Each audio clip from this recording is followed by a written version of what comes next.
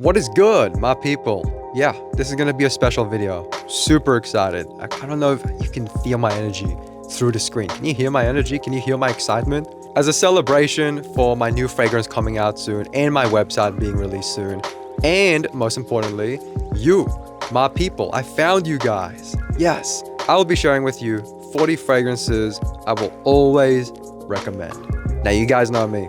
I've more so recently steered away from being a fragrance recommender, a fragrance reviewer, and more so focused on being a fragrance critic more so than anything. And if you don't know what that means, simply it's just the fact that I'm also just giving my personal opinions, takes, and thoughts rather than trying to recommend fragrances. I've just felt a little bit uncomfortable recently trying to recommend fragrances. I just realized it's not really my thing.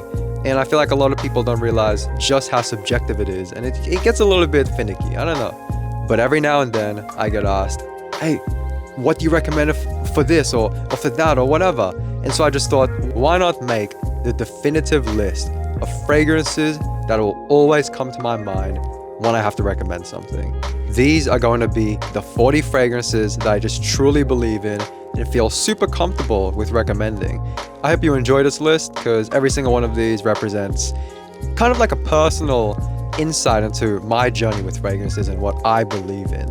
I just want to give a big shout out to the Fragrance Apprentice as well, because this video is literally derivative. It's not even a word. No, it's a direct emulation of the video that he did. If you go watch his video, you'll see that, oh shit, it's the same music, same idea, even the same way of speaking. And I'm super excited. I'm a Fragrance Apprentice stan. I glaze him, bro. I love him. And so I've always wanted to make a video just like his. It's kind of like a dream coming true anyways. This is part 1 to a 2-part series. Part 2 will be released probably tomorrow or next week. Hey, I don't know the future. Let's get into it. My people, is RIVERAEDGE. Starting off with number 1, Nightman Blue. Now, Nightman Blue just might be one of the most recommendable fragrances I've ever smelled. I think this might be my most hyped one as well. Ever since 2021 when I first talked about it, man, I've just loved it even more. Nightman Blue is a beautiful, juicy, almost sour pineapple roasting over a barbecue with lashings of cinnamon and some other spices, while there's a burnt caramelized vanilla glazed over it. Now, let's be clear here. This is inspired of Ultramar, but the thing is, I wouldn't say at all that this is a clone of Ultramar. If you want a clone, go for 9 PM. Nightman Blue has a very obvious savory quality to it, and there's a really good contrast with the cold vanilla with this, oh man, it's just for the senses, man. It's beautiful. And to top it all off, it's $10. 10 freaking bruv. I've debated eating a burger from McDonald's or buying myself another freaking bottle of Nightman Blue. It is just that good. This truly is one of the highest value fragrances I've ever smelled in my entire life. Hence why I put it first at this list. Number 2, Silver Scent Pure. Now, I have quite a nostalgic connection to this fragrance. My best friend wore it all the time. Whenever we go for walks, he'd smell like this. Whenever we would spray paint our names onto the fences like idiots, he would be wearing this.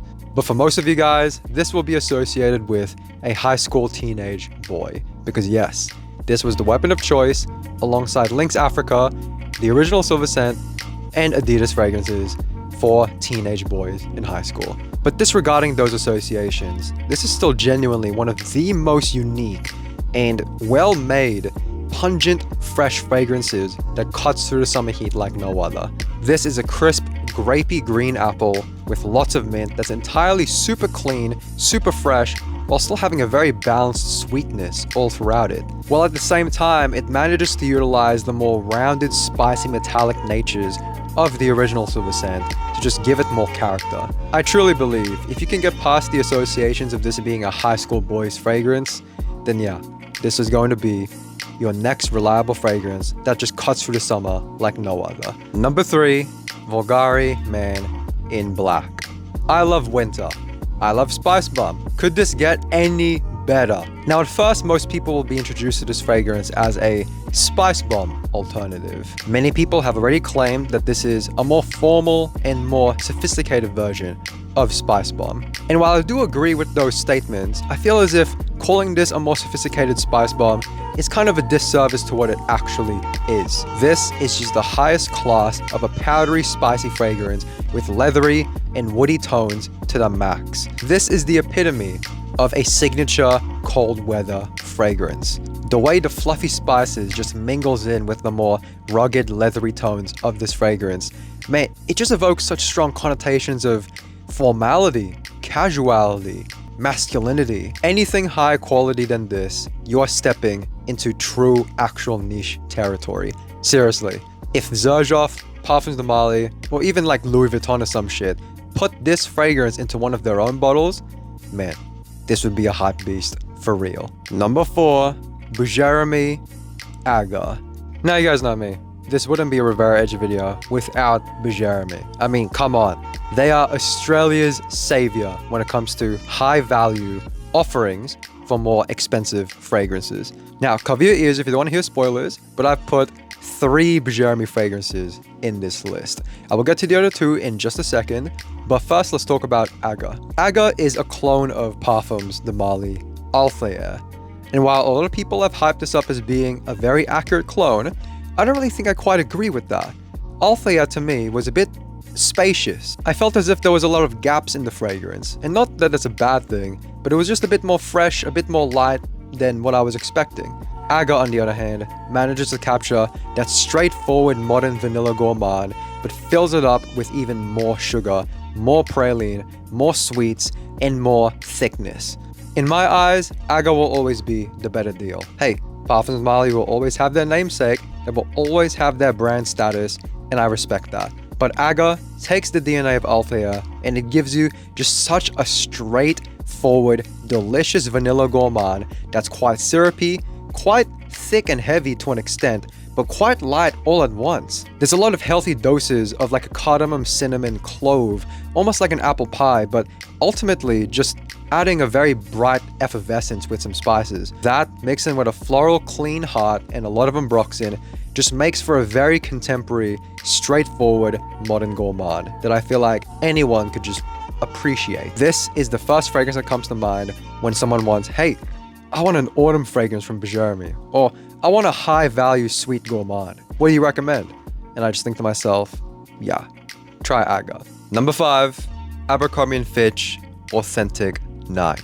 Now, the Authentic series hasn't really been much of a, let's say, impactful lineup of fragrances. You've got the original Authentic, which is kind of just a take on Aventus. You've got Authentic Moment, which is kind of just another Boss Bottle clone. And then you have Authentic Self, which is kind of just a L'Homme clone. But Authentic Night to me is the crowning jewel of this fragrance lineup.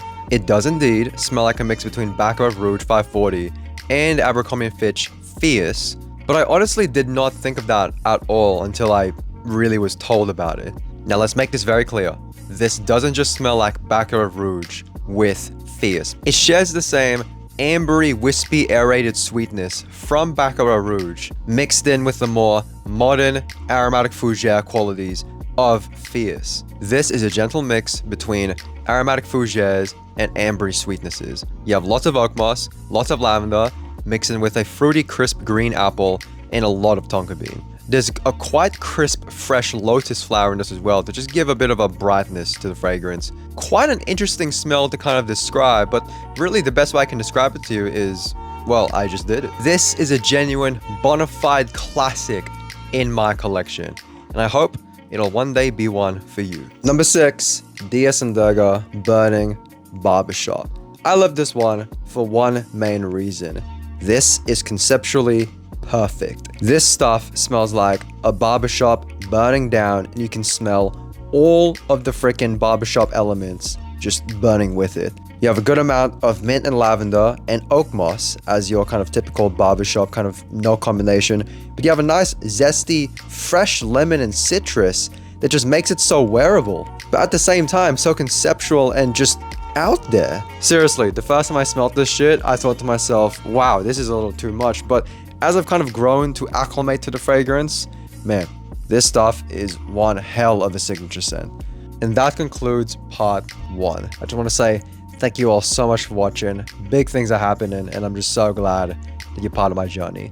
Part 2 will be out soon, And part 3, I know I said it's only going to be 2 parts, but I feel like I might have to stretch it into 3 parts if we're going to fit 40 fragrances.